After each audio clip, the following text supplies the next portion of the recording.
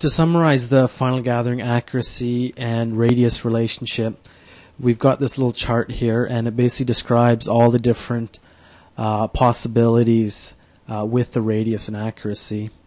So first off, like we mentioned earlier, if you have a small radius and a very high accuracy, you're going to get the best results. Basically, you're sampling the scene at very minute levels and shooting a lot of final gathering rays into the scene to sample the surrounding environment. So you're going to get the best quality of indirect illumination.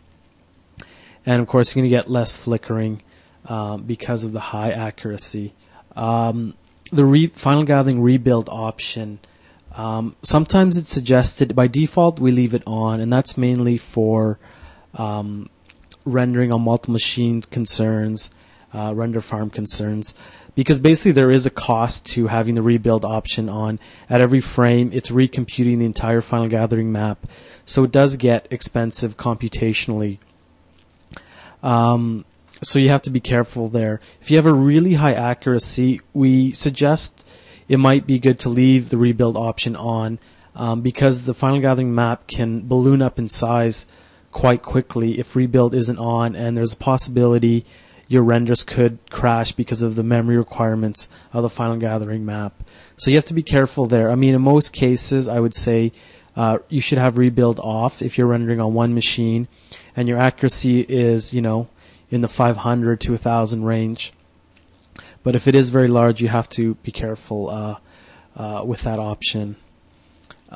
Next up, the radius. If it's large and we have a high accuracy, you're going to get a little less of a quality result than with the small radius. But it is really useful when you have a lot of textures in your scene, images that are lighting the scene, and they contain high frequency noise in them. By only sampling them at specific intervals, you're going to get a more blurred result for your indirect illumination, and which is ideal because you won't have a lot of noise problems and sampling issues.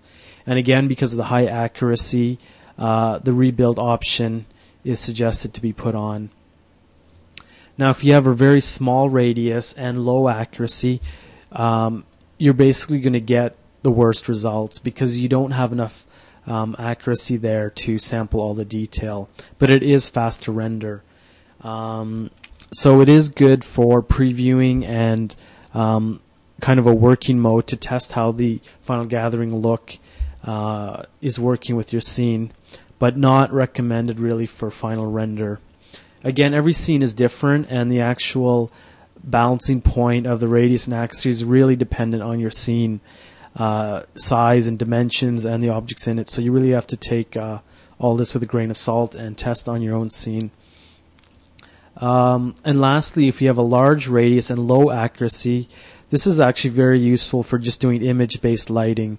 So if you have an environment shade in your scene that has that's using an image to light all your objects, what you can do is use a lower accuracy and a large radius, and you'll just get kind of a blurred lighting effect. So you'll get the general lighting information from the image map, but you're not too concerned about resolving all the little frequency in the texture and the different color details. And it's good for just matching stuff quickly to background plates or images.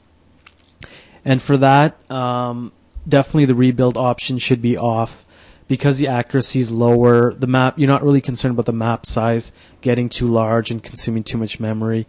So you want to just turn rebuild off and save some time there. And that is just a general overview of all the different relationships between the accuracy and the radius.